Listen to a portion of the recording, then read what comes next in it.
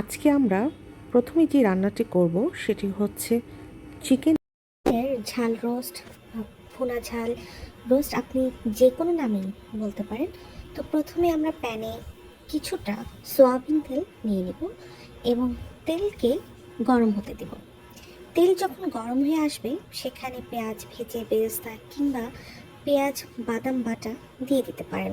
আমরা এখানে বেরেস্তা আগে করে রেখেছি, এই জন্য প্রথমে পেঁয়াজ বাটা, আদা বাটা, রসুন বাটা, সাথে একটু কাজু বাদাম বা যে কোনো সাধারণ বাদাম মিশিয়ে এবং কিছুটা বেরেস্তা এখানে অ্যাড করে প্রথমে তেলের মধ্যে একটু ভাজাভাজি করে নেব। চাইলে আপনি এখানে লবণ দিতে পারেন, কিন্তু আমি লবণটা একটু পরে অ্যাড করছি। যতক্ষণ আমার মশলাটা কষানো না হয় ঠিক ততক্ষণই এই মশলাটাকে ভালোভাবে কষাতে হবে।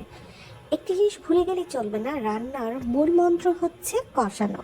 তাই আপনি যত সময় নিয়ে যত ভালোভাবে কষিয়ে কষিয়ে রান্না করবেন, আপনার সেই রান্নাগুলোর স্বাদ এবং গন্ধ অন্যরকম হবে। আমরা সেই প্রসেসেই এখন আমাদের মশলাগুলো কষানো শুরু করছি। যেহেতু এখানে একটু বাদাম বাটা আছে, তাই খেয়াল রাখতে হবে যেন কারির মশলা ভুনাটা যেন লেগে না যায়।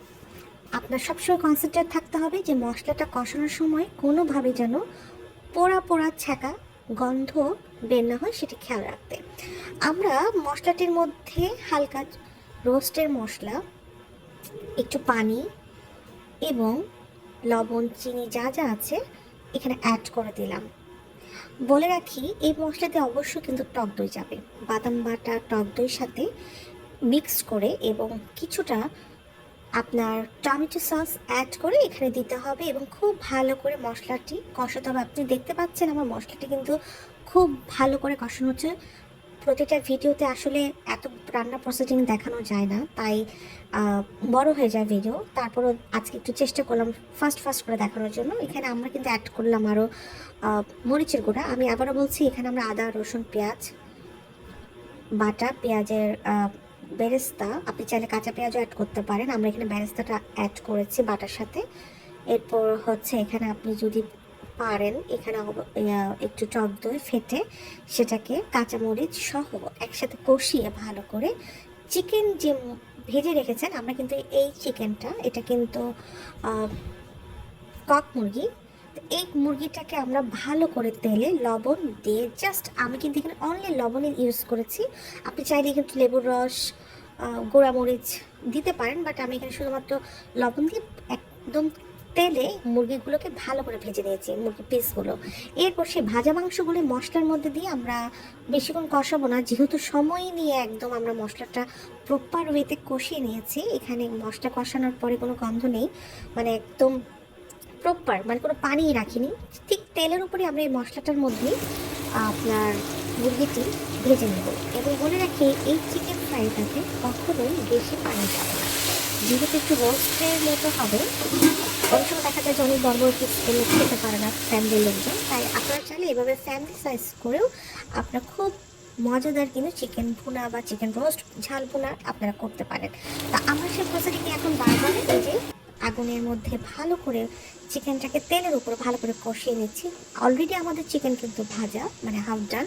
তাহলে আমরা এখন 50%-এ কষাতে কষাতে রান্না করে থাকি, যেহেতু এই রান্নায় খুব একটা বেশি পানি যায় না। এই মুহূর্তে কষানোর পর আপনি চাইলে এখানে অবশ্যই গরম পানি দিতে পারেন, আবার অনেকে কিন্তু এখানে চাইলে লিকুইড দুধ দিতে পারেন। আমি লিকুইড দুধ এবং পানি মিক্স করে আমি এখানে দেবো, এখানে অ্যাড করে এটার ঝোলটা বাড়াবো। আমি বারবার বলেছি যে আমি মাংস কষানিটা, মশলা কষানিটাকে প্রায়োরিটি দিই বেশি, কারণ মশলা আপনি যত সময় নিয়ে কষাবেন আপনার রান্নার মান বা রান্নার টেস্ট ঠিক ততটাই বেরোবে। আবার কষাতে গিয়ে কিন্তু খেয়াল রাখতে হবে আপনি তরকারিটা পোড়াচ্ছেন কিনা। যখনই কষাবেন হালকা হালকা অল্প অল্প করে পানি দিবেন এবং আস্তে আস্তে কষাবেন। এটাই হচ্ছে রান্নার মূল মন্ত্র। অনেকেই বলে মশলা দিই, এই দিই সেই দিই, আপনি যত কিছুই দেন, আপনি যদি মশলা না কষান, মশলা কখনোই তরকারি কখনোই স্বাদ বাড়বে না। এই জন্য আমার নিয়মে আপনারা ফলো করুন, আপনারা দেখবেন খুব দ্রুত রান্নাগুলো আপনাদের মজা হবে এবং সবাই খুব প্রশংসা করবে। যাই হোক, আমি এখানে একটু মাখো মাখো ঝোল দিয়েছি, আপনারা চাইলে ঝোলের কোয়ান্টিটি আরও বাড়াতে পারেন। যেহেতু আমাদের চিকেনটা অলরেডি 50% কুক ছিল প্রথমে ভাজার কারণে। এখন 50% যেটা আমরা কষানোর মধ্যে নিয়ে ফেলেছি, আর বাকি যে 10% থাকবে সেটা আমরা এখানে পানি দিয়ে পরিপূর্ণ করে ফেললাম। এবার দেখুন আমাদের তরকারির রঙটি খুব সুন্দরভাবে হচ্ছে। এখন এটা প্রায় নামানোর মুহূর্ত হয়ে গেছে। আপনারা চাইলে এখানে একটু ঘি, হালকা একটু চিনি বা একটু মাওয়া দিতে পারেন। আমরা এখানে সব কিছু মিক্স করে দিয়েছি। ভিডিওটি আসলে খুব বড় হয়ে যাচ্ছে, এই জন্য অনেক কিছুই আমরা এখানে দেখাতে পাচ্ছি না, খুব ফাস্ট ফাস্ট করছি। আপনারা এভাবে বাসায় রান্না করুন, দেখবেন বাসার সবাই আপনার এই রান্নাটি চেটেপুটে খাবে। আমাদের রান্না চ্যানেলের সাথে থাকুন, আবার আমাদেরকে অবশ্যই সাবস্ক্রাইব করতে ভুলবেন না। সবাইকে শুভেচ্ছা।